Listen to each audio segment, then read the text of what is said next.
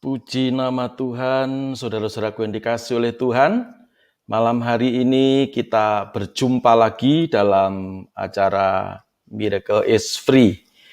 Saudara-saudaraku yang dikasihi oleh Tuhan, dimanapun Anda berada, saya percaya anugerah Tuhan turun atas kita semuanya. Saya percaya malam hari ini, ya, yang ada di Jakarta, yang ada di luar kota, ya, yang ada di luar pulau, yang ada di luar negeri, saya yakin dalam nama Yesus semuanya diberkati oleh Tuhan. Yang mau diberkati Tuhan, katakan amin. Puji Tuhan. Ya, saudara, hari ini kita akan belajar tentang kebenaran firman Tuhan, yaitu tentang awas ada jebakan iblis. Nah, gitu ya. Jadi, kenapa iblis menjebak kita? Ya, kenapa iblis tidak suka kalau anak-anak Tuhan itu hidupnya diberkati, anak-anak Tuhan itu hidupnya dalam anugerah Tuhan, ya namanya saja iblis, ya.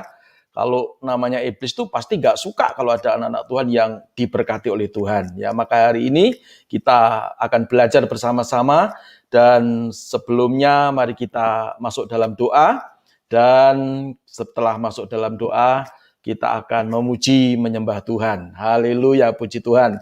Dudukkan kepala kita berdoa.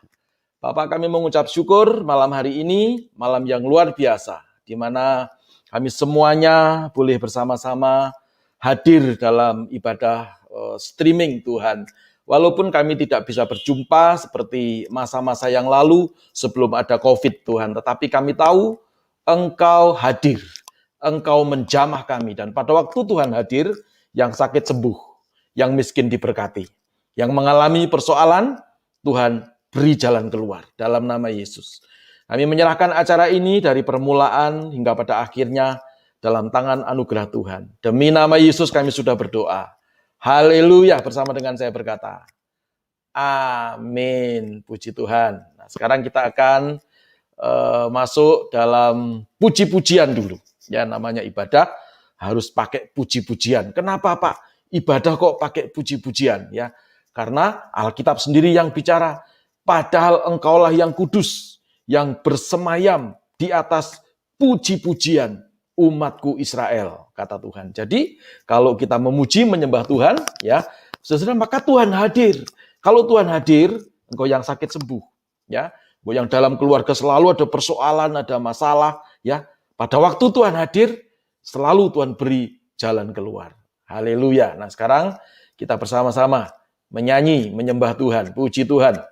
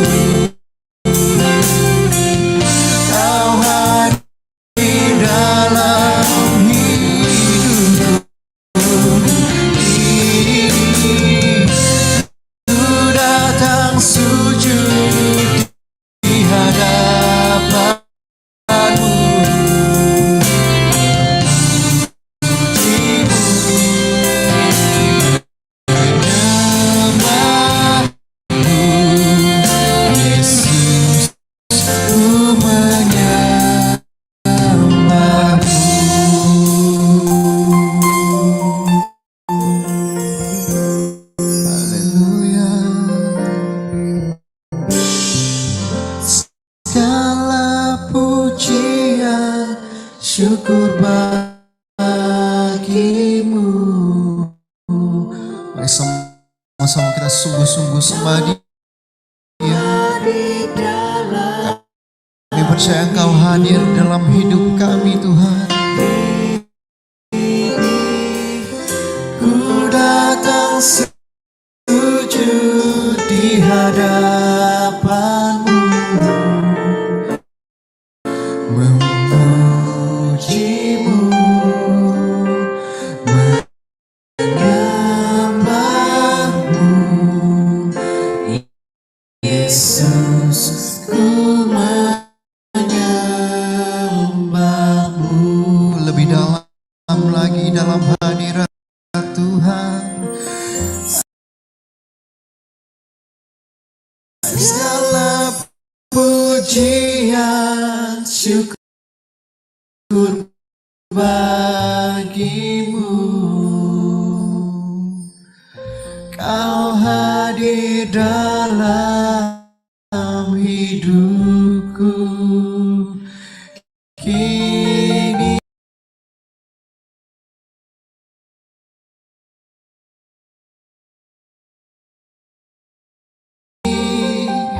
Ku datang sujud sujud di hadapanmu, memujimu, memujimu.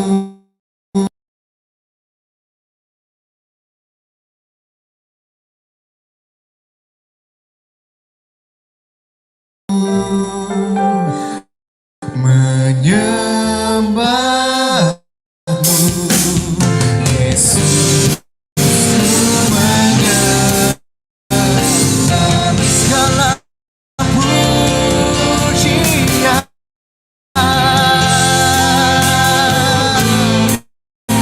Syukur bagimu,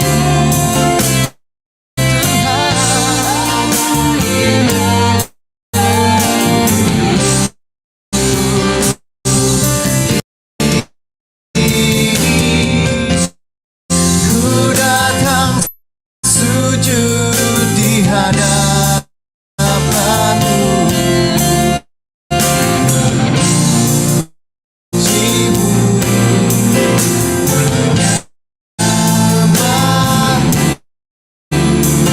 Yesus, menyembahmu. Katakan memujimu Tuhan, memujimu, menyembahmu, Yesus,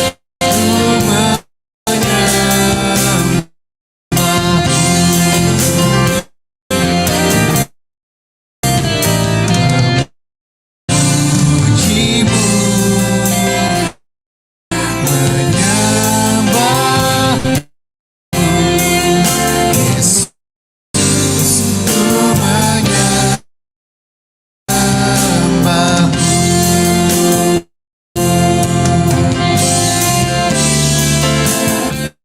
Haleluya.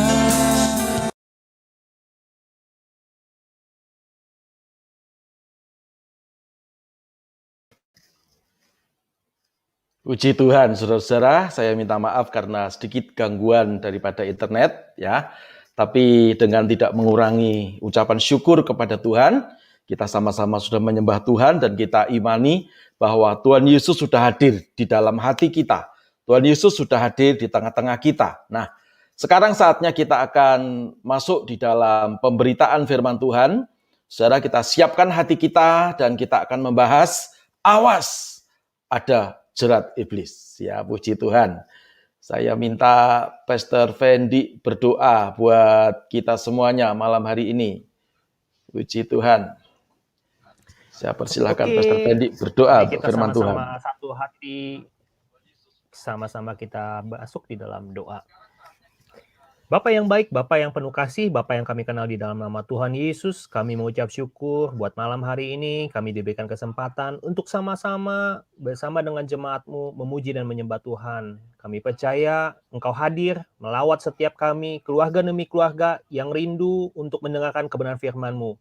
Mari Bapa, Engkau urapi setiap kami, supaya setiap kebenaran firman-Mu boleh membangkitkan iman percaya kami untuk mendapatkan mujizat daripada Tuhan Yesus sendiri. Urapi juga hamba-Mu yang menyampaikan kebenaran firman-Mu, pakai lidah dan mulutnya, biar setiap perkataan firman-Mu menjadikan kuasa firman-Mu yang berotoritas menjadi sebuah hal yang baik terjadi di dalam kehidupan kami, memulihkan kehidupan kami, memberkati kehidupan kami, menyembuhkan setiap kami. Terima kasih Bapa, kami sambut kebenaran firman-Mu di dalam nama Tuhan Yesus Kristus. Setiap kita yang percaya katakan, amin. Amin, puji Tuhan. Terima kasih Pastor Fendi yang sudah berdoa buat firman Tuhan. Nah, saudara-saudara, ada banyak kawan-kawan kita yang saya lihat di layar saya, ada di YouTube juga banyak sekali, di Facebook juga banyak sekali. Ya, saudara, tadi saya di WA dari teman saya, Pak, judulnya kok sangat menarik. Apakah judulnya ini hanya untuk memancing, untuk menjerat kami supaya kami melihat live streaming ya? Supaya subscribe-nya banyak. Ya, saya berkata, mau ada yang subscribe, mau ada yang tidak subscribe, itu bagi kami tidak penting. Ya, karena bagi kami itu adalah sesuatu sangat membahagiakan kami, para hamba-hamba Tuhan. Ya, kalau kami melihat saudara-saudara semua itu hidupnya diberkati Tuhan, ya. Yang bisnis, ya, walaupun masa-masa pandemi seperti ini, ya semuanya diberkati Tuhan, ya. Lalu berinovasi, lalu ya mengadakan satu terobosan, ya tidak menyerah di dalam keadaan seperti ini. Nah, itu yang sangat membahagiakan bagi kami para hamba-hamba Tuhan, ya. Jadi, saudara, kita tidak menjebak, kita tidak menjerat seperti iblis, ya. Tetapi malam hari ini justru kita belajar bagaimana supaya kita tidak terjebak, ya. Bagaimana supaya kita tidak terjerat, ya, oleh tipuan-tipuan kuasa kegelapan, ya. Seringkali orang datang kepada saya atau datang kepada hamba-hamba Tuhan, ya, dan bertelepon atau ber-WA dan mereka berkata, "Pak, ini ada setan yang sedang menyerang saya, ya, sehingga keluargaku mengalami hal seperti ini. Tidak ada kerukunan dalam keluarga, tidak ada harmonis dalam keluarga, ya. Apakah saya sedang diguna-guna sama orang?" Ya, lalu buka toko dan toko tetangga jauh lebih ramai dan dia berkata, "Apakah toko saya sedang dimantrai sama toko sebelah?" Ya, saya mau berkata, ya mungkin iya, mungkin tidak, saudara-saudara, ya. Tetapi malam hari ini mari kita belajar, ya, supaya kita tidak selalu mempersoalkan dan selalu membenarkan diri sementara kita tidak melakukan apa-apa seperti apa yang Tuhan perintahkan, ya. Karena begini, saudara, Tuhan Yesus datang, ya.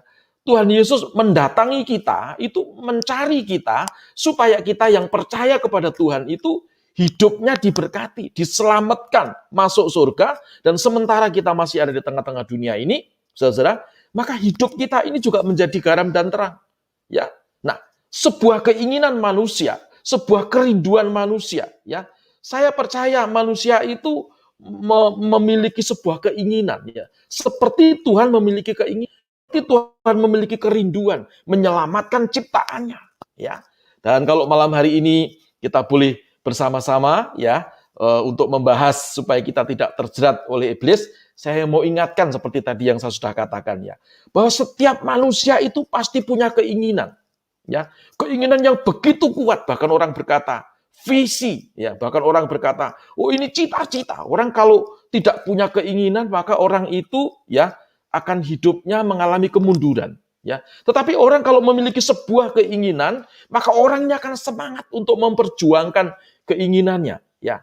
Semangat dan berani berjuang, dia akan berupaya. Nah, saudara-saudara, dalam upaya berjuang, ya, semua tenaga, semua inspirasi, bahkan ya dia mengalami satu hal yang mungkin capek tapi dia tidak rasakan demi memperjuangkan sebuah keinginan, ya.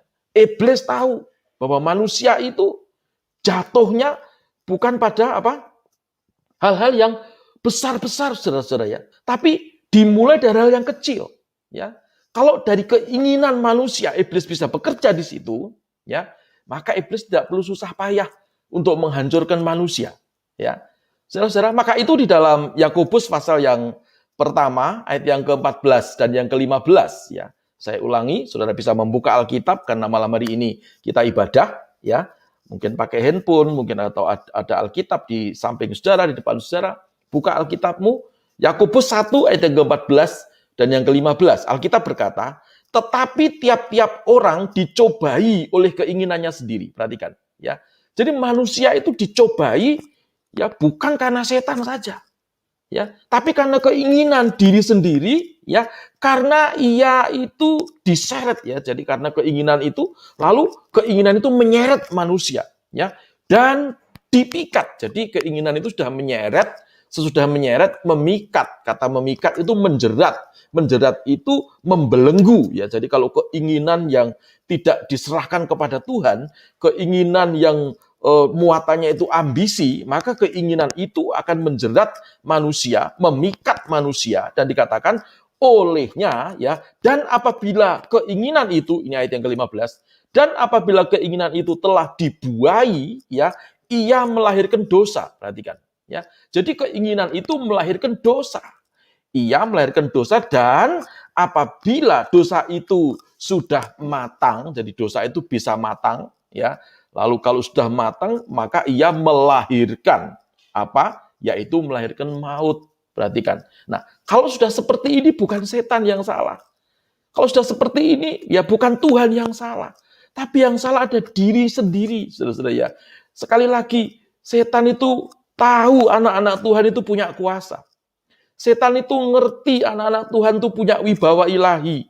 Di dalam Lukas 10 ayat yang ke-19 Alkitab berkata, Aku telah memberikan kuasa kepadamu untuk menginjak ular dan kalajengking dan menahan kekuatan musuh sehingga tidak ada yang membahayakan kamu. Ya, jadi tidak ada yang membahayakan.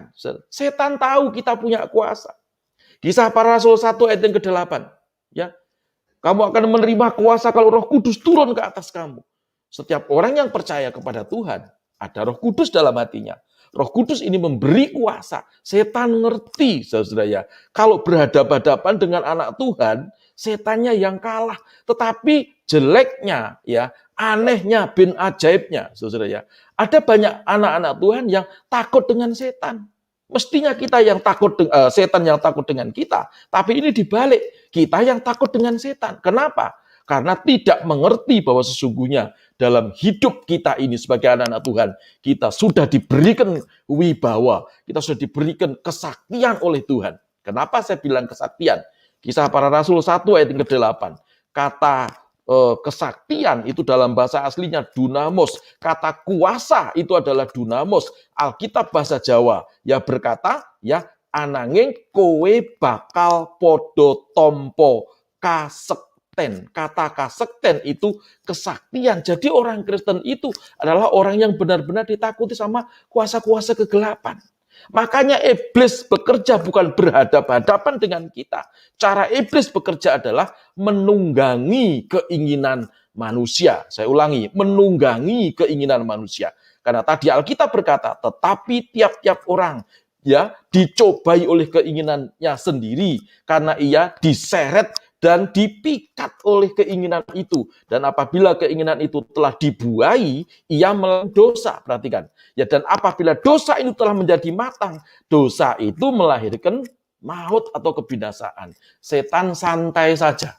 Setan tidak perlu menggunakan bom atom untuk menghancurkan orang Kristen. Setan cukup menunggangi keinginan orang Kristen, sehingga orang itu akan hancur dalam kebinasaan. Malam hari ini kita bahas, kita tidak mau hancur dalam kebinasaan. Apalagi masa-masa pandemi seperti ini. Ya, siapa yang sudah divaksin? Saya sudah divaksin. Tiap malam badan saya agak sumyang-sumyang, ya. Tapi tidak apa-apa, itu bukti itu vaksin bereaksi, saudara ya. Nah, itu bukan dosa, ya. Tapi bukti vaksinnya bereaksi. Nanti tanggal 26 vaksin yang kedua. Perhatikan, saudara. Jadi keinginan manusia itu ditunggangi oleh dosa. Ya, lalu dosa ini akan matang. Kalau sudah matang, dosa melahirkan kebinasaan. Sekali lagi saya ulangi. Mari malam hari ini jangan mau kita ditipu oleh iblis. Ya. Nah, iblis itu menjerat. Saya punya video, ya. Saudara lihat video ini, ya. Video ini adalah contohnya nanti kita bahas dulu deh, ya. Nanti kita bahas nanti. Sekarang kita lihat dulu videonya, ya. Bagaimana video ini singkat sekali hanya beberapa detik, ya. Tapi saya mau video ini menginspirasi kita malam ini. Puji Tuhan. Ya, lihat videonya. Tunggu.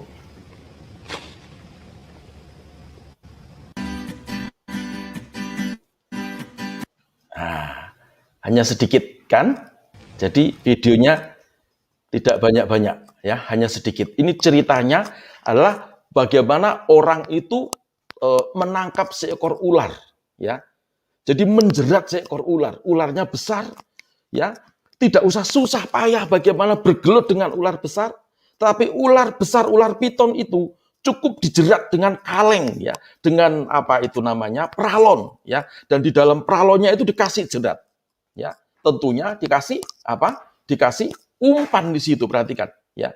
Iblis pun juga berlaku seperti itu kepada manusia. Umpannya manusia itu adalah keinginannya. Jadi pada waktu keinginan itu ditunggangi oleh iblis seperti ular itu, ya, yang akan dijerat oleh penjerat itu, dikasih umpan, mungkin anak ayam umpannya, lalu ular yang gede itu mendekati umpannya, lalu dia mau menggigit umpannya, mau menelan umpannya, tiba-tiba dia masuk dalam jerat. Tidak perlu susah payah untuk menaklukkan ular segede apapun. Perhatikan, begitu pula iblis. Kalau mau menghancurkan anak Tuhan, tidak perlu susah payah, cukup diintimidasi, cukup ditakut-takuti. Padahal sesungguhnya orang percaya itu punya kuasa, orang percaya itu punya wibawa ilahi, orang percaya itu punya kesaktian. Sehingga apa? Saudara, sebetulnya kalau ke hal-hal yang sudah saya katakan tadi, kita pergunakan untuk melawan setan. Bukan setan yang menang, tetapi kita menjadi pemenang, bahkan lebih daripada pemenang. Yang mau diberikan kemenangan limpah-limpah, yang mau diberikan kemenangan yang dahsyat, lambaikan tangan seperti saya malam hari ini. Haleluya. Berikan tepuk tanganmu yang paling meriah untuk Tuhan kita yang dahsyat. Haleluya. Nah, sekarang kita akan belajar, saudara ya, bagaimana Tuhan Yesus sendiri juga dicobai iblis. Ya, ada 3 jerat ya yang dirancangkan oleh iblis untuk menjerat Tuhan Yesus, ya. Pada waktu itu Tuhan Yesus sedang berpuasa, setelah selesai berpuasa 40 hari maka datanglah iblis, ya. Mari kita baca ayatnya, ya. Saudara, kita lihat dulu. Puji Tuhan, pelan-pelan ya, supaya kita semua mengerti, ya, karena ini firman Tuhan harus dipahami, ya. Kalau tidak dipahami bahaya, saudara ya. Banyak orang Kristen yang nggak paham dengan isi firman Tuhan, ya. Tapi malam hari ini kita belajar bersama-sama supaya firman ini benar-benar ya bukan hanya menjadi satu hiasan, tetapi firman ini benar-benar jadi satu rema dalam kehidupan kita. Ya, saya akan membacanya, saudara simak baik-baik. Ya, puji Tuhan. Alkitab berkata di dalam Matius 4 ayat yang pertama sampai yang ke-11. Ayatnya cukup banyak, ayat yang sampai yang ke-11. Tapi saya akan bacakan dengan cepat, saudara simak baik-baik. Perikopnya berjudul pencobaan di padang gurun. Maka Yesus dibawa oleh Roh Kudus ya ke padang gurun untuk dicobai iblis. Dan setelah berpuasa 40 hari dan 40 malam, akhirnya laparlah Yesus. Ayat yang ketiga.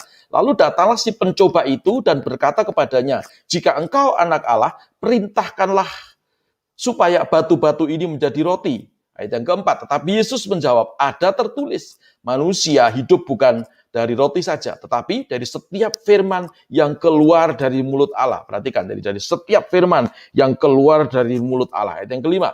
Kemudian iblis membawanya ke kota suci dan menempatkan dia di bubungan bait Allah. Lalu berkata kepada Tuhan Yesus, jika engkau anak Allah, jatuhkanlah dirimu ke bawah, sebab ada tertulis mengenai engkau, ia akan memerintahkan malaikat-malaikatnya, dan mereka akan menatang engkau di atas tangannya, supaya kakimu jangan terantuk kepada batu. Yesus berkata kepadanya, ada pula tertulis, janganlah engkau mencobai Tuhan Allahmu. Ayat yang ke-8. Dan iblis membawanya pula ke atas gunung yang sangat tinggi dan memperlihatkannya kepadanya semua kerajaan dunia dengan kemegahannya dan berkata kepadanya, semua itu akan kuberikan kepadamu jika engkau sujud menyembah aku. Maka berkatalah Yesus kepadanya, enyahlah iblis, sebab ada tertulis, engkau harus menyembah Tuhan Allahmu dan hanya kepada Dia sajalah engkau berbakti. Ayat yang ke-11 bersama-sama kita baca. 1, 2, 3. Lalu iblis meninggalkan Tuhan Yesus dan lihatlah, perhatikan. Dan lihatlah malaikat-malaikat datang melayani Yesus. Puji nama Tuhan. Nah, saudara-saudara, ini sebuah cerita, sebuah hal yang benar-benar terjadi di dalam Alkitab, ya. Bahwa suatu hari Tuhan Yesus ya itu berpuasa, ya. Lalu digodai oleh iblis, ya. Kenapa kok digodai? Iblis tahu, ya. Tuhan itu yang mengosongkan dirinya menjadi manusia sama seperti saudara dan saya. Kan Alkitab sendiri yang ngomong, ya. Dalam kemanusiawiannya, maka iblis datang mencobai Tuhan Yesus, apakah Tuhan Yesus bisa jatuh di dalam keinginannya, ya.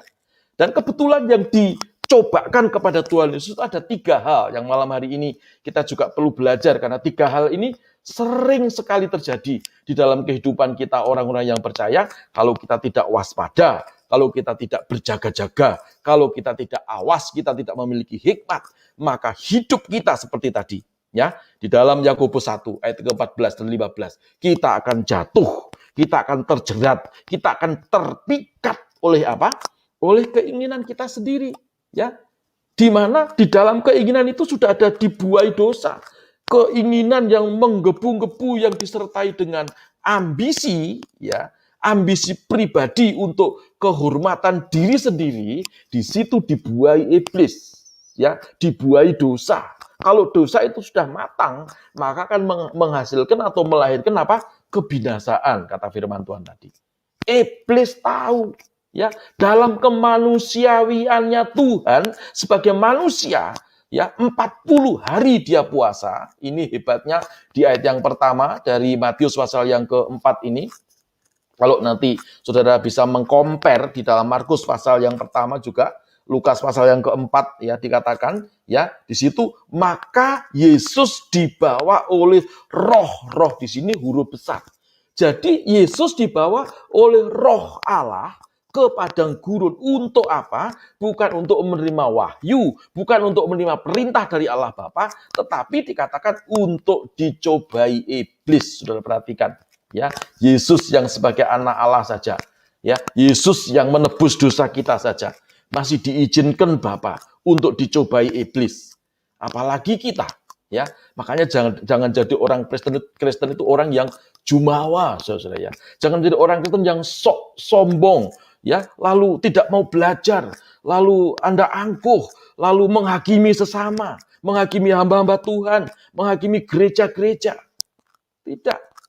Saatnya sekarang kita duduk bersama-sama, bergandengan tangan, apalagi di masa-masa pandemi seperti ini, ya, karena kita adalah satu keluarga, ya, satu ahli waris kerajaan Allah di muka bumi ini. Bapak kita hanya satu, saudara, ya. Nah, maka itu kita belajar 3 hal yang disuguhkan Yesus, yang dirancangkan iblis kepada Tuhan Yesus, ya. Yang pertama, ya, apa itu jerat iblis yang pertama? Ya, yang Tuhan Yesus dicobai oleh iblis. Kita kembali ke ayat yang ketiga, ya. Saya baca ayat yang ketiga. Lalu datanglah si pencoba. Nah, pencoba kan, iblis itu sukanya coba-coba. Ya, maaf ya kalau ibu-ibu pergi ke mall lalu suka coba-coba baju, bukan ibu-ibunya iblis, bukan, ya. Ini iblis yang di Alkitab yang cobai Tuhan Yesus, ya. Lalu datanglah si pencoba itu dan berkata kepadanya, jika engkau anak Allah, perintahkan supaya batu-batu ini menjadi roti. Saudara tahu enggak? Puasa 40 hari 40 malam, tidak makan, tidak minum, itu apa yang dimau oleh manusia, apa yang dirindukan oleh Tuhan Yesus sebagai manusia waktu itu. Ya, jangankan 40 hari 40 malam. Saudara baru tidak dikasih makan 1 hari aja sudah, ya, marah-marah, ya. Karena itu memang kebutuhan dasar manusia. Pada waktu manusia lahir, bayi lahir itu dia tidak minta baju. Makanya kebutuhan pokok manusia itu dimulai dari makan, ya. Makanya kalau ibu-ibu itu perhatikan kalau mau ke mall itu makan dulu. Bapak-bapak ini rumus, ya.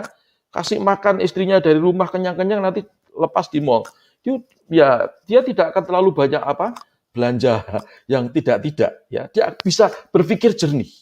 Tapi kalau perut lapar, ya, maka pikiran kacau, karena ini sebuah kebutuhan dasar manusia. Perhatikan, iblis mencobai Yesus sebagai manusia, ya, dari apa? Dari kebutuhan dasarnya. Ini jerat yang pertama. Perhatikan, ya. Jadi manusia punya kebutuhan dasar, yaitu makan. Kalau makan sudah tercukupi, baru pakaian. Makanya bayi lahir tidak ada minta baju. Bayi lahir itu nangis, minta susu, ya, minta makan, ya, minta nasi pecel belum bisa, ya, tapi minta susu itu sebagai makanan bayi, saudara, ya. Lalu berikutnya nanti kalau sudah dewasa, ya tergantung kebutuhannya, tergantung apa yang ya dia mau, saudara, ya. Nah, manusia pun juga seperti itu. Ya, di ayat yang ketiga tadi iblis datang kepada Tuhan Yesus, dia cobai supaya Tuhan Yesus menjadikan batu itu menjadi roti. Pertanyaan saya kepada kita semuanya, apakah Tuhan Yesus tidak bisa? Ya, saya yakin Tuhan Yesus bisa. Ya, bisa menjadikan batu itu roti atau roti jadi batu jadi roti, terlalu mudah bagi Tuhan. Ya, tetapi Tuhan tahu, Tuhan juga ngerti tentang siapa yang membawa dia ke padang gurun. Untuk apa dia dibawa ke padang gurun? Untuk dicobai oleh iblis dalam kemanusiawiannya. Perhatikan, ya. Maka itu kalau hari-hari ini kita tidak bisa menguasai diri, kita jatuh dalam kebutuhan dasar kita, ya. Saudara, maka di situ sarana empuk oleh iblis untuk menjerat kita seperti ular tadi, ya, masuk dalam perangkap, dan setelah itu ya nggak tahu mau diapain ularnya, dijual atau dimakan, ya saudara ya, itu terserah yang menjerat tadi, ya, nggak punya kuasa apa-apa yang dijerat, nggak punya kemampuan apa-apa untuk melepaskan itu. Ya, banyak orang-orang Kristen yang terjerat oleh kebutuhan-kebutuhan dasar, terikat, sehingga apa yang terjadi? Kalau kebutuhan dasar ini mengikat, dia tidak ngerti tentang kuasa yang Tuhan berikan, ya, maka jatuh dalam kemiskinan. Dulu saya jadi orang Kristen awal-awal, ya, diajari oleh pendeta saya, oh enggak apa-apa, miskin di dunia enggak apa-apa, enggak punya rumah itu enggak apa-apa di dunia, yang penting punya rumah di surga. Ya, yang penting kita masuk surga. Ya, tapi kan kita masih di dunia. Kita masih harus nyekolahin anak. Kita harus masih berpikir tentang bagaimana kehidupan ke depan. Ada listrik yang harus kita bayar, ya. Ada kebutuhan-kebutuhan yang lain yang harus kita upayakan, saudara ya. Tidak bisa kita datang ke sekolah lalu kita bayar dengan haleluya, puji Tuhan. Tidak bisa. Tetap tidak lunas walaupun Anda berkata haleluya, puji Tuhan. Tetap ditagih besoknya. Ya. Kami tidak tahu, ya. Saudara, karena kami belum mengerti, masih Kristen awal-awal waktu itu. Tapi pada waktu kita sudah paham, ya, Filipi 4 ayat ke-19, Allahku akan memenuhi segala kebutuhanku. Nah, ini jadi firman yang sangat idola buat saya, ya. Firman yang benar-benar saya sukai, ya. Sesuai dengan kekayaan dan kemuliaan dalam Kristus Yesus. Lalu saya tahu, oh, jadi kebutuhan dasar itu mestinya Tuhan itu cukupkan. Ya, bukan keinginan Tuhan mencukupi kita. Ya, kebutuhan dasar Tuhan cukupkan. Makanya kita harus di dalam Matius 6 ayat ke-33 dikatakan cari dulu kerajaan Allah dan kebenarannya. Maka semuanya akan ditambahkan kepada kita. Saya sebagai hamba Tuhan sudah sering mengalami bagaimana Tuhan itu betul-betul membela saya sebagai hamba Tuhan. Sekeluarga. Saudara ya, tidak pernah minta aneh-aneh, tidak pernah nodong sana sini, tidak pernah bikin list sana sini. Cukup berdoa dan saya berkata, Allahku akan memenuhi segala kebutuhanku sesuai dengan kekayaan dan kemuliaannya dalam Kristus Yesus Tuhan. Surga tidak pernah diam. Dia bukakan tingkap langitnya. Dia berkati saya sekeluarga. Supaya apa? Supaya dunia ngerti. Ya, kalau kita melayani Tuhan, tidak akan pernah kita menjadi apa? Miskin dan menjadi orang yang minta-minta. Mengerti katakan amin. Ya, tapi berapa banyak kita tidak paham tentang ini. Ya, seringkali kita dicobai iblis dari kebutuhan-kebutuhan dasar. Kita sudah goyah. Ya, nggak bisa, saudara. Maka mari hari ini kita berdoa. Kita ikuti teladan Tuhan Yesus. Ya, apa yang Yesus lakukan pada saat iblis datang menjerat dengan jeratan yang pertama ini. Ya, saudara, kita lihat yang pertama, ya. Apa yang dilakukan oleh Tuhan Yesus di ayat yang keempat. Tetapi Yesus menjawab, ada tertulis, manusia hidup bukan dari roti saja, tetapi dari setiap firman yang keluar dari mulut Allah. Ada teman saya yang bercanda, oh iya Pak, tidak manusia hidup bukan dari roti saja, tetapi dari bakpao, ya. Dari nasi campur, ya, bukan itu, saudara ya. Saya bukan bercanda, tapi ini kita serius malam hari ini. Ya, kenapa Yesus menang pada jeratan yang pertama ini? Perhatikan, ya. Ayat yang keempat dikatakan ada tertulis manusia hidup bukan dari roti saja. Ini sebetulnya Yesus sedang membalikkan keadaan. Ya, ini bicara tentang pewahyuannya adalah Tuhan Yesus sedang membalikkan keadaan. Keadaan alam roh disuguhkan kepada iblis. Ya. Ini pengertiannya bagaimana, ya? Seringkali kita ini justru keadaan-keadaan dunia ini, ya, kita pakai untuk mengubah kepercayaan kita. Salah satu contoh misalnya, ya. Saudara, seringkali kita menghadapi persoalan, ya, dan logika kita berkata, oh iya aku lapar, aku harus ini, saya punya keinginan, anakku belum sekolah, maka saya harus utang. Ya, kata utang ini masuk dalam logika kita. Ya, dan sering kali kita mengiyakan sehingga kurang perhitungan, ya, terjebak pada keinginan, akhirnya terjerat dan menghancurkan kepada kebinasaan. Saudara-saudara. Tetapi yang Yesus lakukan adalah dia membalikkan keadaan. Ini namanya pembalikan keadaan. Dia ngomong sama iblis seperti ini. Manusia itu hidup bukan hanya dari roti saja. Jadi bukan dari makanan saja manusia hidup, tetapi dari setiap perkataan firman Tuhan yang keluar dari mulut Allah itu bisa menghidupkan manusia. Ya, maksudnya apa? Ya, kalau kita memulai sesuatu dengan spirit, kalau kita memulai sesuatu dengan iman, kalau kita memulai segala sesuatu dengan firman yang tadinya belum kelihatan, tetapi nanti saudara akan lihat. Tadi di ayat yang ke-11 saya minta kita baca sama-sama, ya. Tadi kita baca, ya. Setelah Yesus menang pada jerat yang ketiga, ya, dikatakan maka malaikat-malaikat datang melayani Yesus. Ya, saya bertanya kepada senior saya, dosen saya, orang teologi, ini yang dimaksud melayani ini apa Pak dosen? Ya, guru besar teologi saya berkata, oh, melayani ini terjemahannya mungkin juga malaikat itu kasih makan sama Yesus. Kok bisa? Oh, bisa. Ya, sebab dari alam yang tidak kelihatan, ya Tuhan sanggup menyatakan dari yang tidak kelihatan menjadi kelihatan. Ya, perhatikan, saudara. Jadi ini yang Yesus ajarkan kepada kita. Jangan saudara melawan jerat iblis dengan emosimu. Kalau Yesus melawan jerat iblis dengan emosi, maka Yesus akan berkata seperti ini kurang lebih. Kamu apa enggak tahu toh? Saya ini Yesus loh. Anak Allah yang maha tinggi turun dari surga ke dunia. Aku punya kuasa. Dasar kamu setan. Ya, tak katakan kamu jadi kodok gitu misalnya. Saya mau tanya, kalau Yesusnya seperti itu, apa kira-kira setannya nggak bisa jadi kodok? Bisa. Ya, jadi apa saja bisa. Artinya apa? Yesus sedang melawan jerat itu dengan logika, dengan apa? Dengan emosi yang Yesus ajarkan. Pada waktu jerat pertama ini, ya, dia lawan dengan membalikkan keadaan. Ini bicara tentang iman, saudara. Ini bicara tentang iman. Makanya kalau saudara memiliki iman, mari kita miliki iman yang besar, jangan iman yang kecil. Ya, iman kecil saja cukup Pak. Ya sudahlah, pokoknya hidup ini mengalir saja. Enggak, saudara. Saudara punya visi yang besar. Saudara punya kerinduan yang besar untuk hormat kemuliaan nama Tuhan, bukan keinginan, ya, tapi kerinduan untuk hormat kemuliaan nama Tuhan, ya, yang besar. Saya serahkan kepada Tuhan.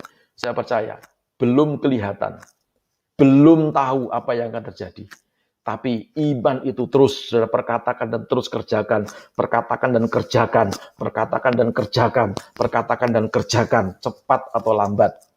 Maka imanmu yang tadinya tidak kelihatan menjadi kelihatan, menjadi sebuah fakta. Saudara semuanya bisa menikmati anugerah Tuhan di muka bumi ini sebelum kita dipanggil pulang ke rumah Bapa. Berikan tepuk tanganmu yang paling meriah untuk Tuhan kita yang dahsyat. Amin. Ya, jadi mari jangan jadi orang Kristen terpengaruh oleh apa yang saudara lihat. Ya, karena yang saudara lihat itu biasanya mempengaruhi iman. Yesus ngajari kita. Hei iblis, memang aku lapar. Aku sebetulnya bisa menjadikan batu itu jadi roti. Ya, rumput itu jadi sayur-sayur aku juga bisa. Ya, apapun aku bisa sebab aku Tuhan dan bumi ini adalah tumpuan kakiku. Tetapi aku bicara, aku mau belajar dan mengajarkan ini kepada anak-anakku, bahwa anak-anakku semuanya, apalagi malam hari ini, ya, yang ada di YouTube, yang ada di Facebook, dimanapun Anda berada, perhatikan, mari kita mengadakan pembalikan keadaan atas dasar kebenaran firman Tuhan. Kalau Anda sakit, Anda ngomong, aku sudah sembuh, sebab bilur-bilur Tuhan Yesus sudah menanggung aku, sudah menyembuhkan aku di atas kayu salib. Itu pembalikan keadaan. Masih sakit, ngomong lagi. Masih sakit, ngomong lagi. Masih miskin, ngomong, Allahku akan memenuhi segala kebutuhanku sesuai dengan kekayaan dan kemuliaannya dalam Kristus Yesus Tuhan. Itu pembalikan keadaan. Amin. Tapi kalau Anda punya masalah, telepon pendeta, Pak Pendeta, Tolong Pak Pendeta, doakan Pak Pendeta. Sekarang didoakan. Besok telepon lagi. Bisa nggak didoakan lagi Pak Pendeta? Ya, hari yang ketiga. Bisa nggak didoakan Pak Pendeta? Lama-lama pendetanya marah. Ya, saudara, bukan seperti itu. Lakukan pembalikan keadaan. Atas dasar apa? Firman. Sebab yang Yesus katakan itu bukan filosofi dunia. Ya, bukan quote-quote rohani, tapi yang Yesus katakan adalah firman, ada tertulis. Artinya Yesus belajar firman. Makanya kalau orang Kristen tidak mau baca Alkitab, itulah gimana caranya Anda menang dari jerat yang pertama ini. Ya, makanya banyak orang Kristen yang kalau di pemerintahan jadi koruptor, tukang tipu, ya, utang tidak bayar, ya, lalu apa? Pakai ayat firman Tuhan supaya mendiskreditkan yang utangi, ya, membuat opini sehingga tidak bayar dan itu dianggap benar. Saudara-saudara, itu jerat. Kita hidup harus bertanggung jawab. Jadi garam dan terang di muka bumi ini. Itulah saudaraku, ya, Tuhan Yesus itu suruh kita ada di tengah-tengah dunia ini. Supaya kita jadi apa? Jadi surat yang terbuka. Jadi suratan-suratan Kristus yang terbuka di muka bumi ini. Amin. Yaitu jerat yang pertama. Caranya gimana? Caranya lepas. Tadi, balikkan keadaan. Baca firman, lakukan pembalikan keadaan dengan firman. Amin. Ya, saya sudah ngalami. Saya sering ceritakan bagaimana waktu saya kuliah. Yang lain bawa mobil, yang lain bawa sepeda motor. Saya bawa sepeda pancal. Di kampus hanya ada 2 orang yang bawa sepeda pancal. 1 tukang kebun, yang kedua saya. Tapi saya berdoa, ya, saya taruh sepeda saya di depan laboratorium farmasi dan saya tumpangi tangan dalam nama Yesus. Sepeda pancal saya jadi sepeda motor.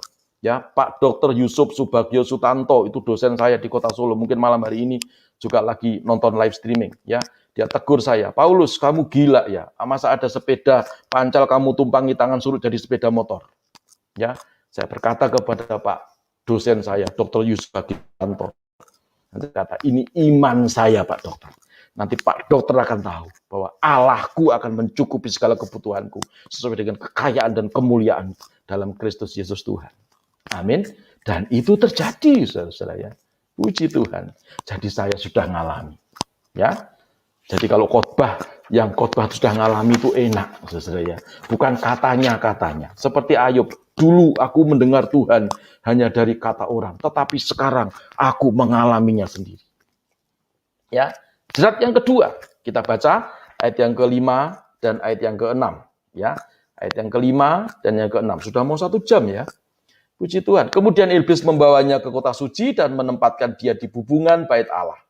Lalu berkata kepadanya, jika engkau anak Allah, ya, jatuhkanlah dirimu ke bawah. Sebab ada tertulis mengenai engkau, ia akan memerintahkan malaikat-malaikatnya, dan mereka akan menatang engkau di atas tangannya, supaya kakimu jangan terantuk kepada batu. Wah, hebat. Misalnya kalau saya lompat dari Monas gitu, lalu ada malaikat menatang saya, ya di tangannya malaikat itu.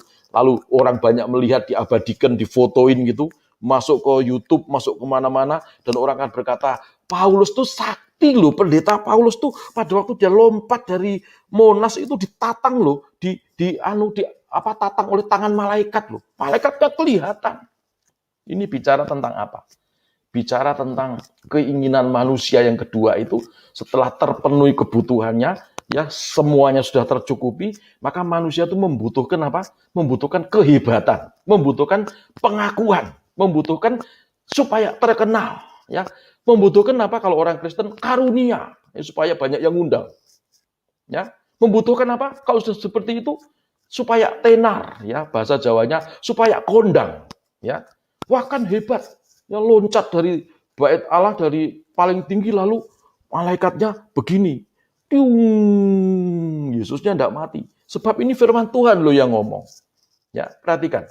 Kebanyakan orang-orang itu kalau sudah tercukupi kebutuhannya, lalu dia tidak puas dengan hanya kebutuhan, lalu dia memikirkan keinginan yang lain, ya, seperti tadi, ya, di dalam ayat yang kita sudah baca, Yakobus 1 ayat 14-15, ya, pengen kaya, ya, pengen diakui, pengen diperhitungkan, ya, kalau saya seperti itu, pengen dilayani, ya, pengen dihormati, Sudah begitu jatuh dalam kesombongan.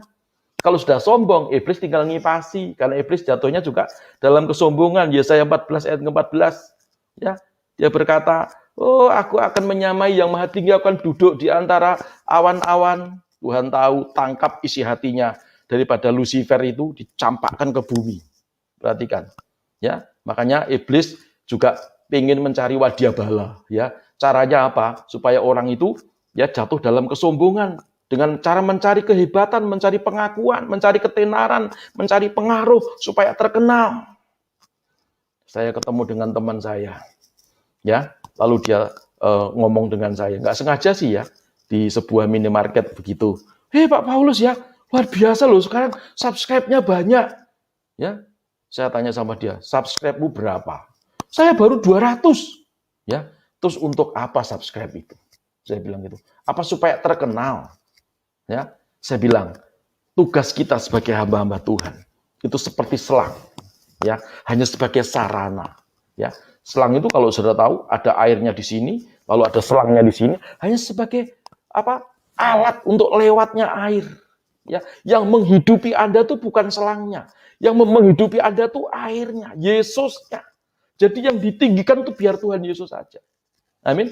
Karena ada lagu, dia harus makin bertambah, ku harus makin berkurang. Tuhan Yesus saja disembah, ku di tempat paling belakang. Bila Yesus ditinggikan dan salibnya diberitakan, pasti dia menarik semua orang datang kepadanya sekarang. Amin. Jadi biar Tuhan yang ditinggikan. Kita tidak dikenang, boten nopo-nopo. Tidak apa-apa. Amin. Ya, supaya kita tidak jatuh di dalam kesombongan. Ya, ya, saudara. Jadi kalau orang sudah sombong karena ambisi, gampang iblis untuk menghancurkan, masuk dalam kebinasaan itu. Ini jerat yang kedua. Caranya kita lepas dari jerat yang kedua ini bagaimana? Ya, caranya ya seperti tadi. Kalau tadi dikatakan iblis membawa Tuhan Yesus ke bubungan bait Allah, lalu Yesus berkata, ada pula tertulis, janganlah engkau mencobai Tuhan Allahmu. Ini bicara tentang apa? Ya, ayat yang ketujuh ini. Ya, ini bicara tentang bahwa hanya Tuhan yang hebat. Orang hebat tuh Yesus yang hebat, Tuhan yang dahsyat itu, Tuhan yang berdaulat itu tidak bisa kamu cobai. Yang bisa kamu coba itu orang. Ya, yang ya, Yesus seolah-olah ngomong seperti ngomong dengan iblis seperti itu. Yang bisa kamu coba itu orang. Tetapi Alkitab berkata, ada tertulis, kamu tuh jangan mencobai Tuhan Allahmu. Walaupun aku memang kelihatannya ini orang biasa, manusia. Tapi sesungguhnya aku ini Allah. Kamu jangan mencobai Tuhan dan Allah. Perhatikan. Ya, jadi pembalikan keadaan lagi.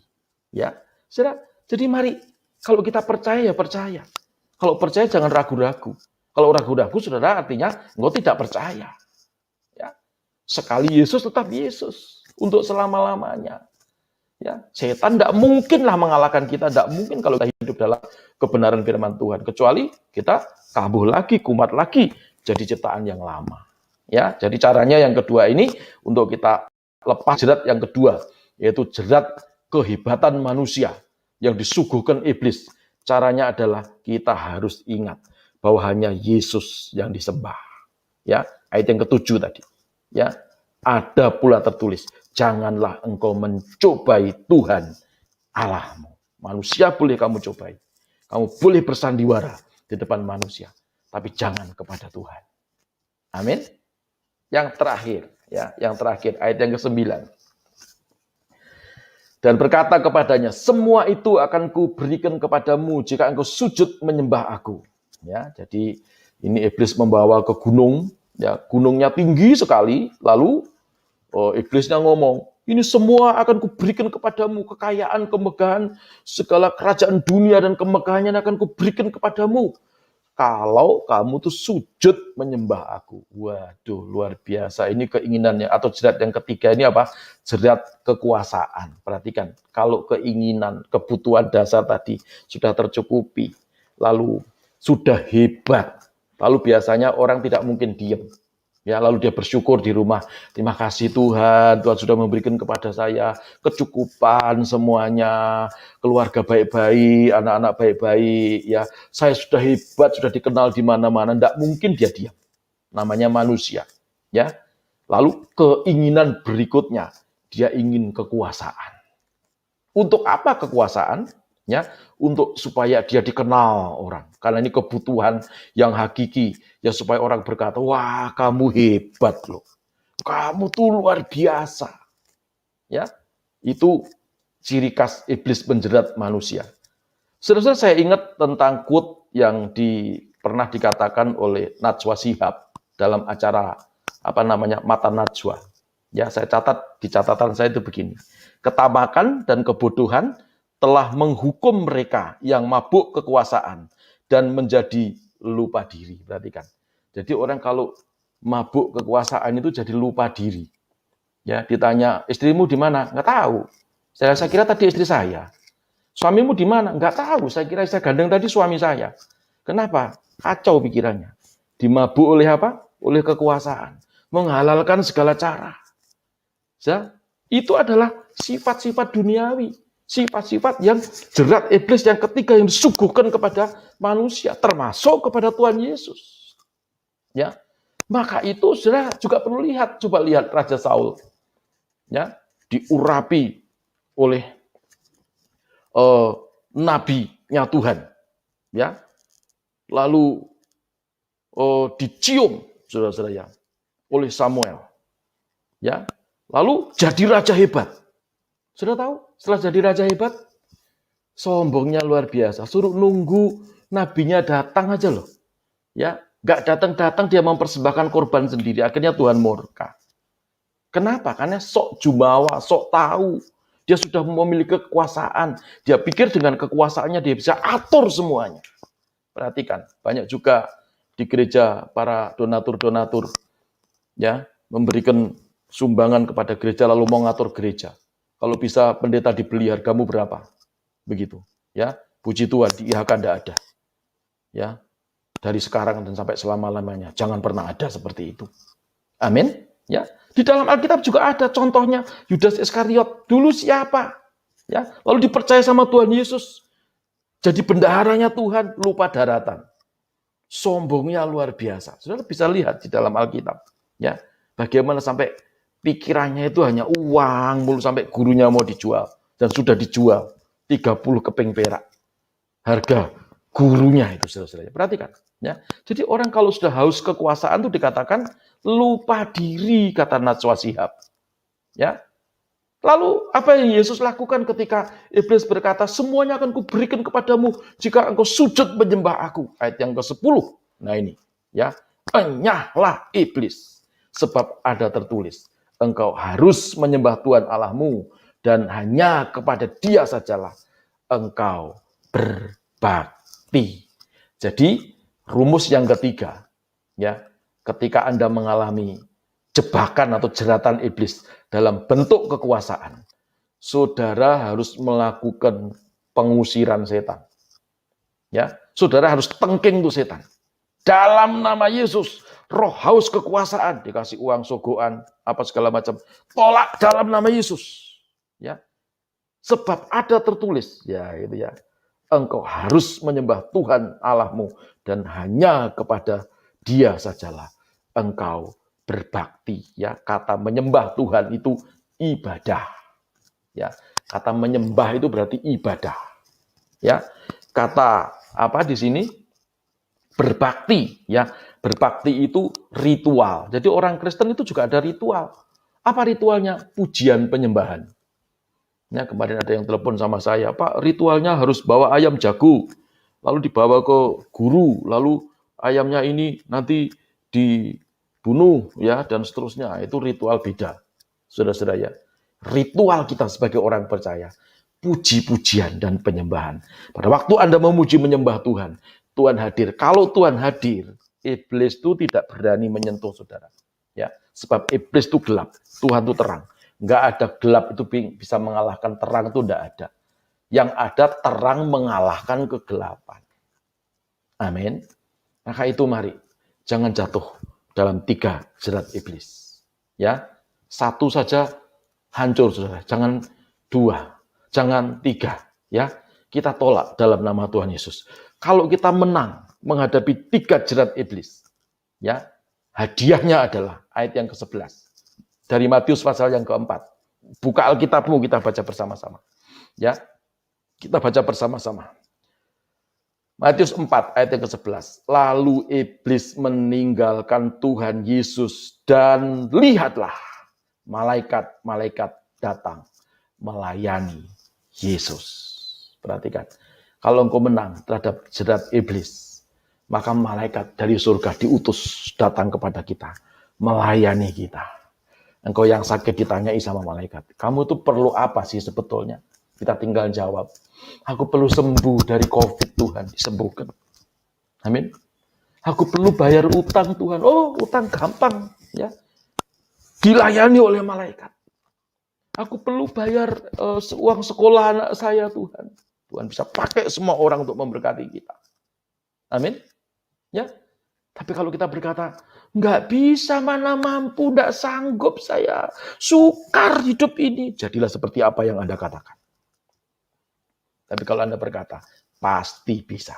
Sebab roh yang di dalamku lebih besar daripada roh yang ada di dunia ini. Puji Tuhan. Tundukkan kepala, mari kita berdoa. Haleluya. Terima kasih Bapa di surga. Sudah hampir 1 jam, bahkan 1 jam lebih. Kami sudah bersama-sama dengan umat-Mu menyembah, memuji Tuhan, mendengarkan kebenaran firman-Mu. Terima kasih untuk firman-Mu. Biarlah firman ini menjadi pewahyuan dalam hidup kami. Kami tidak mau terjerat oleh jeratan-jeratan iblis, tapi kami mau menang terhadap jeratan iblis, supaya malaikat datang melayani kami semuanya, Tuhan. Terima kasih Bapa di surga. Demi nama Tuhan Yesus Kristus kami sudah berdoa dan mengucap syukur. Haleluya. Bersama dengan saya berkata, amin, amin, amin, amin, amin. Puji Tuhan. Sekarang saya serahkan sama Pastor Fendi. Mau diapakan, terserah Pastor Fendi.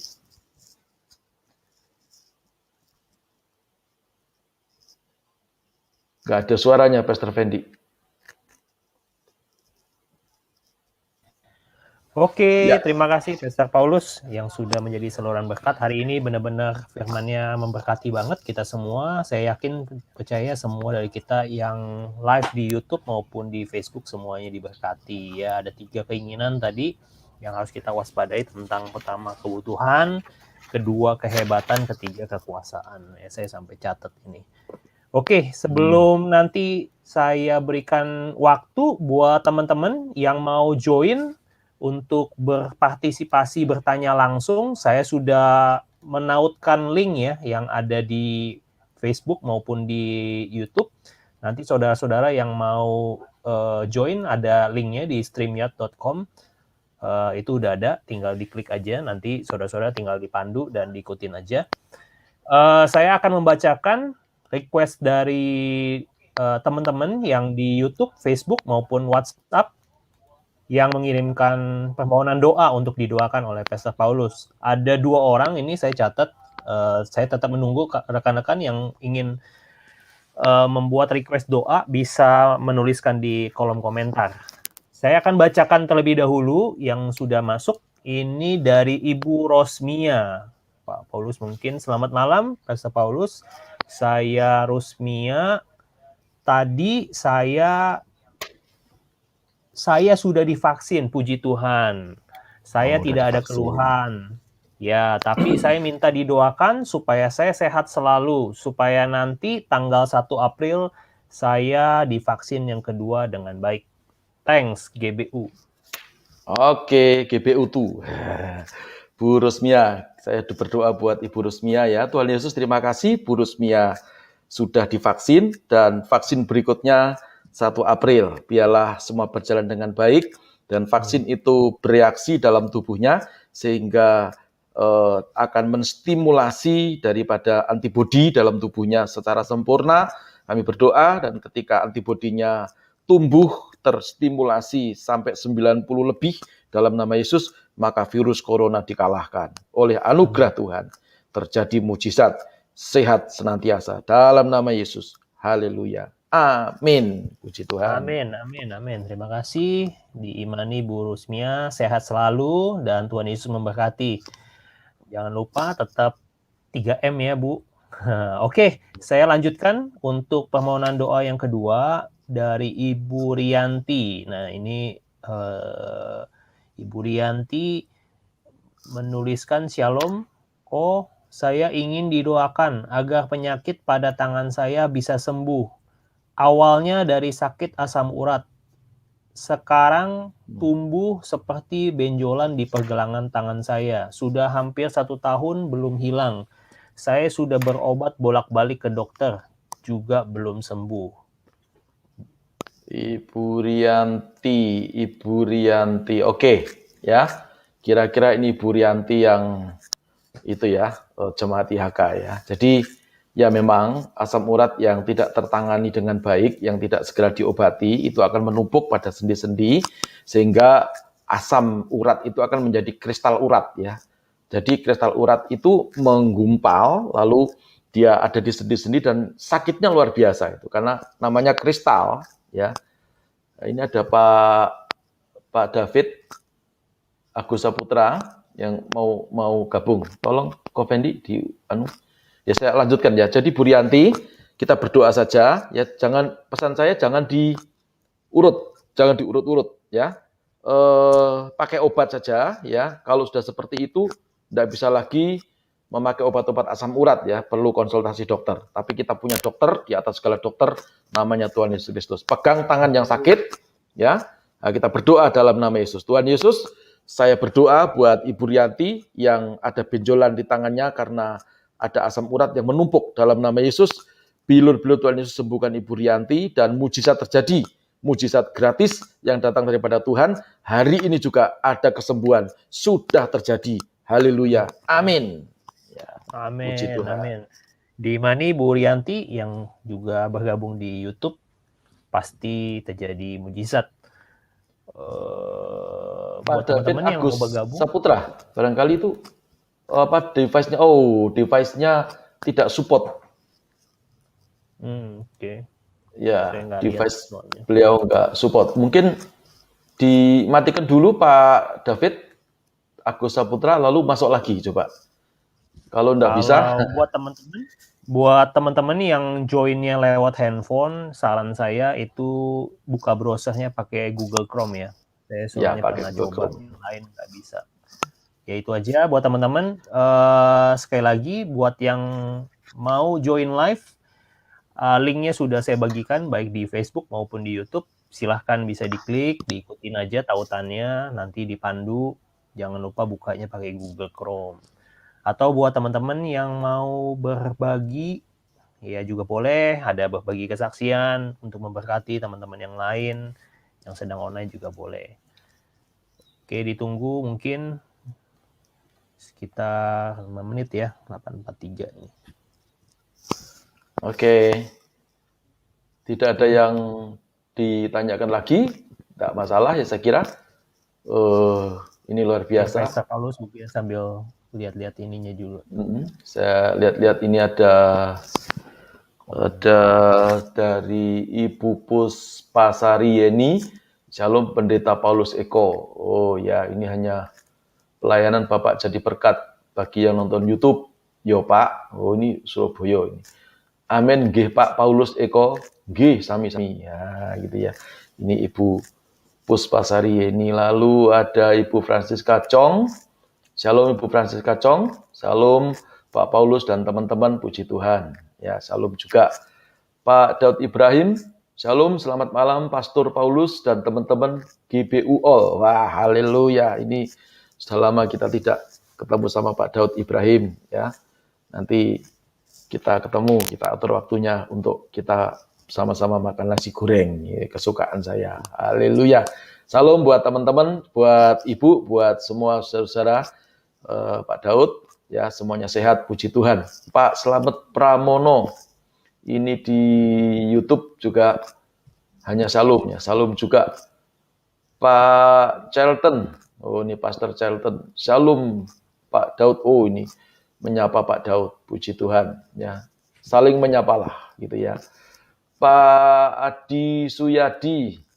Shalom Pak Pendeta Paulus, selamat melayani, Tuhan Yesus memberkati. Puji Tuhan Pak Adi. Ya, Tuhan Yesus memberkati saya, Tuhan Yesus juga memberkati Pak Adi Suyadi ya. Haleluya. Pak Dery Nicholas Saputra. Puji Tuhan. Oh, ini Pak David sudah bisa gabung. Silakan Pak David. Shalom. Shalom, Pak. Shalom. Gimana Pak David? Shalom. Baik. Yes. Ya. Gimana? Wah, ini di Bandung, di hotel apa di mana nih? Enggak, di rumah. Di rumah. Oke, puji Tuhan. Ya. Apa yang bisa dibagi ini, Pak? Apa yang bisa dibagikan kepada kita semua? Apa ya?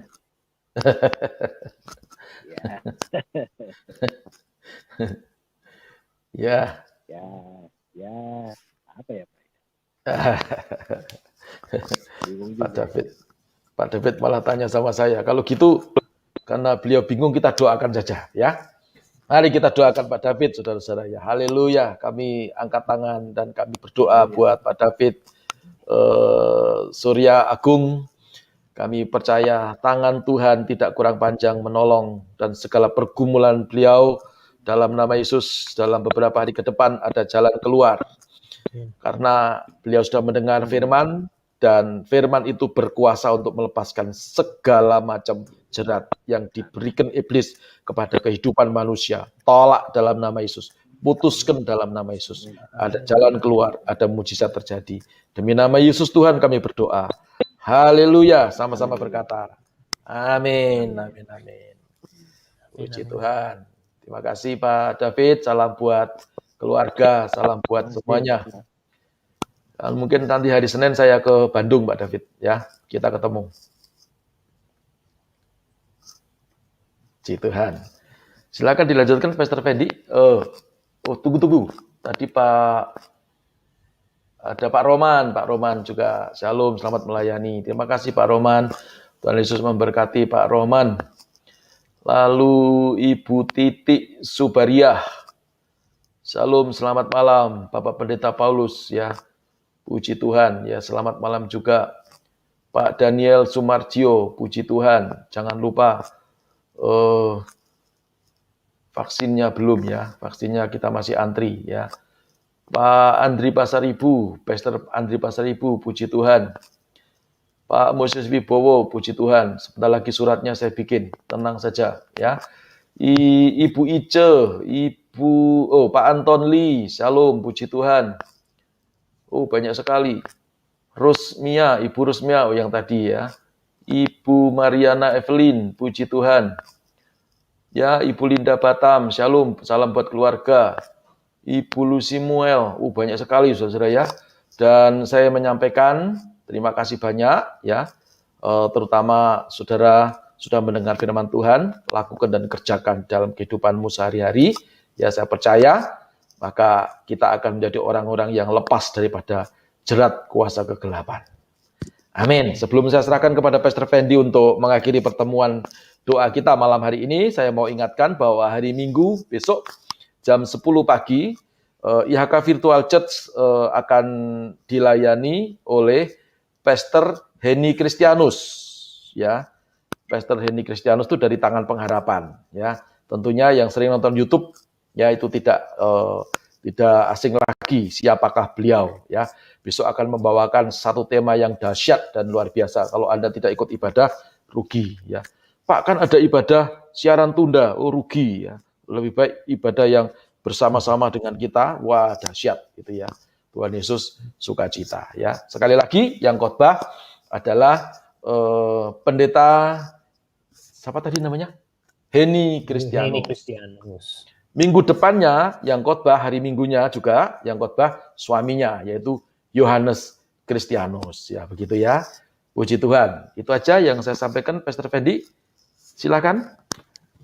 Oke, terima kasih karena sudah waktunya juga, sudah lewat ini 1 jam lewat 19 menit, hampir 1 jam setengah.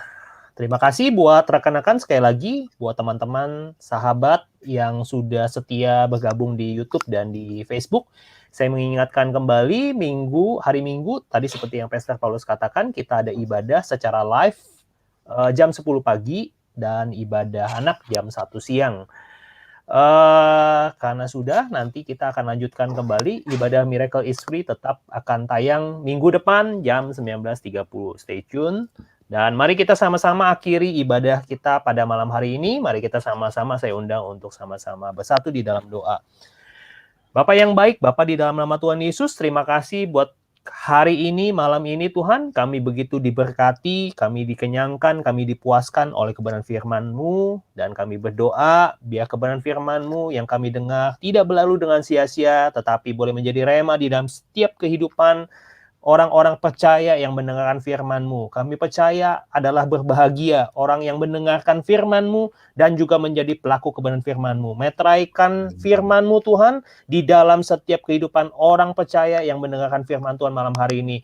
Biarlah setiap kami semua Tuhan, tanpa terkecuali yang mendengarkan firman pada malam hari ini, kehidupan kami diubahkan Tuhan. Kami mendapatkan jawaban daripada Tuhan dan kami semua diberkati Tuhan. Terima kasih Bapak buat berkat yang terbaik yang Tuhan berikan. Tuhan juga memberkati Pastor Paulus yang sudah menjadi saluran berkat pada malam hari ini. Tuhan tambahkan terus hikmat marifat-Mu Tuhan. Tuntun di dalam kebenaran firman-Mu biar dia boleh senantiasa diperbaharui, ditambahkan hikmat-Mu Tuhan, supaya beliau boleh lebih banyak lagi membuka rahasia-rahasia kebenaran firman-Mu yang membuat kami semakin dewasa dan semakin bertumbuh, semakin hari semakin serupa dengan Kristus. Terima kasih Bapak yang baik, dan pada akhirnya sebentar kami juga akan berpisah satu dengan yang lain.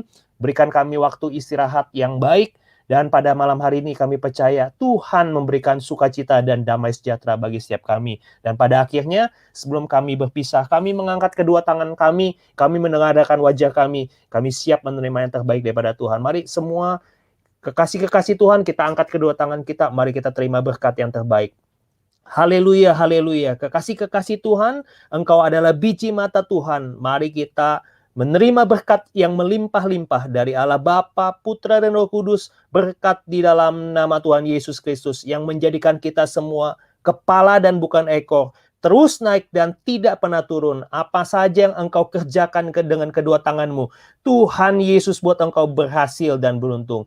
Terima semua yang terbaik daripada Tuhan Yesus dan menerima segala apapun yang Engkau kerjakan, Tuhan buat Engkau berhasil dan beruntung. Terima kasih. Kami mengucap syukur di dalam nama Tuhan Yesus. Haleluya, haleluya. Setiap kita yang diberkati sama-sama berkata, amin, amin, amin. Amin, amin, amin. Puji Tuhan. Terima kasih buat semuanya. Terima kasih buat Pastor Fendi. Saudara-saudara semua tetap jaga kesehatan. Ya, pesan saya yang terakhir ya buat malam ini, bukan terakhir. Setelah ini saya tidak ada, bukan ya. Jadi tetap jaga kesehatan, terutama untuk yang sudah vaksin ya. Maaf ya, vaksin itu bukan obat. Vaksin itu hanya stimulasi ya. Jadi untuk membangkitkan antibodi ya. Nah, yang disuntikkan itu adalah Sinovac yang hari-hari ini ya. Itu resikonya cukup ringan ya, tetapi efikasinya atau efektivitasnya 98% ya. Tapi saudara, untuk menumbuhkan daya tahan atau antibodi itu butuh waktu antara 28 sampai 1 bulan ya. Jadi setelah yang kedua, saudara harus benar-benar jaga kesehatan, jangan sampai gagal pembentukan antibodi ya. Saya percaya kalau seluruh penduduk Indonesia itu tidak usah banyak-banyak, 50% saja semua sudah tervaksin ya, aman lah semuanya ya. Begitu kira-kira. Selamat malam, Tuhan Yesus memberkati dan salam IHK. God bless you. Tuhan berkati semuanya.